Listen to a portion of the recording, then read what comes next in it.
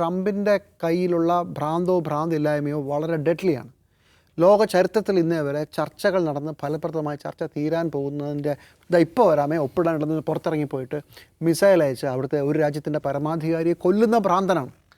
അതുകൊണ്ട് ഈ ട്രംപ് തോറ്റു എന്ന് നമുക്കിപ്പോൾ അങ്ങനെയാണെന്നാണ് ഞാൻ വിചാരിക്കുന്നത്. പക്ഷേ ചിരിക്കാൻ വരട്ടെ, എന്താണ് ഈ മനുഷ്യൻ്റെ തലയിലിരിക്കുന്നത് നമുക്കറിയില്ല. അമേരിക്ക പോലെ ലോകത്തെ ഏറ്റവും പ്രധാനപ്പെട്ട ഒരു രാജ്യം, ഓർക്കണം, ഒരു വർഷം മുമ്പ് ലോകത്തിന് മുഴുവൻ ടാരിഫ് അടിച്ചു കൊടുത്തു. 50, 65, 75. ഇത് അമേരിക്കയെ തകർക്കും, ഇത് ഈ മണ്ടത്തരമാണെന്ന് പറഞ്ഞതിന് ശേഷം എന്താ സംഭവിച്ചത്? അവസാനം എല്ലാ രാജ്യങ്ങളും ട്രംപ് പറഞ്ഞെടുത്തൊന്ന് ഒപ്പിട്ടിട്ട് പോയില്ലേ? ഇന്ത്യ അടക്കം ഒപ്പിട്ടില്ലേ? അവസാനം ട്രംപാണ് ദൈവമെന്ന് പ്രഖ്യാപിച്ചില്ലേ?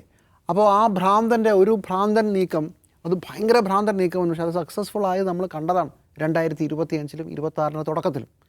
അതിനുശേഷമാണ് ആശാൻ തൊട്ടപ്പുറത്തുള്ള രാജ്യത്ത് പോയി നിക്കോളാസ് മദുറോയും ഭാര്യയെ പിടിച്ചോണ്ട് പോയത്. അത് നമ്മൾ കണ്ടു. അതും അൺബിലീവബിൾ. ഭ്രാന്തന്മാർക്കേ ചെയ്യാൻ പറ്റൂ. പിന്നെ വന്ന് ഇറാൻ്റെ തലയെ കൊണ്ട് ബോംബിട്ടിട്ട് ആദ്യം പറഞ്ഞു, ഈ സംഭവം നടക്കുന്നതിന് മുമ്പ് പറഞ്ഞു ഞങ്ങൾ വെടിനിർത്തലിൻ്റെ ആവശ്യമില്ലെന്ന് പറഞ്ഞു. പിന്നെ വൈൻഡിങ് ഡൗൺ ആണെന്ന് പറഞ്ഞു.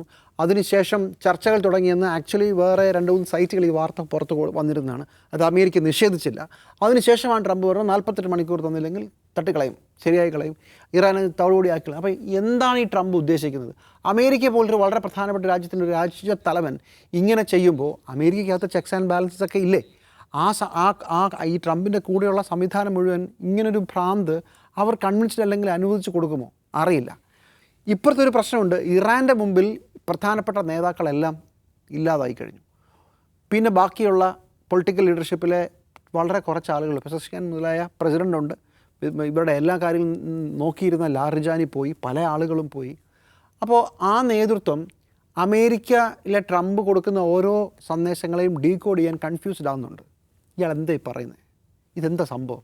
ഒരു ദിവസം ഇങ്ങനെ പറയുന്നു, പിന്നെ ഇങ്ങനെ പറയുന്നു, ചർച്ചയ്ക്ക് തയ്യാറെന്ന് പറയുന്നു, അതിന് ശേഷം പറയും 48 മണിക്കൂർ എന്ന് പറയുന്നു. എന്ന് വെച്ചാൽ ചർച്ച 48 മണിക്കൂറിനകം തീർക്കണമെന്നാണോ? അങ്ങനെ ഇറാൻ രാഷ്ട്രീയത്തെ കൺഫ്യൂസ് ചെയ്തിട്ട് വീണ്ടും അടിക്കാനാണോ? നമുക്കറിയില്ല.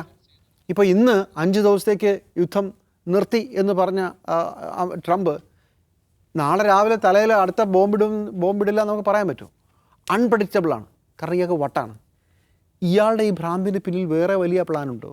നമുക്ക് ഒരു തരത്തിൽ നമുക്ക് മനസ്സിലാക്കാൻ പറ്റില്ല. അതുകൊണ്ട് ഇപ്പോൾ ട്രംപ് സാഷ്ടാംഗം വീണ് കിടക്കുകയാണ്. പൊളിഞ്ഞ പാളീസായി. ലോകത്തെ ആളുകൾ മുഴുവൻ പറഞ്ഞ, ബുദ്ധിയുള്ള മനുഷ്യർ മുഴുവൻ പറഞ്ഞ ഇയാൾ പോയി പെടും, ഹോർമൂസ് കടലിൽ എന്ന് പറഞ്ഞാൽ അതുപോലെ സംഭവിച്ചിരിക്കുന്നു.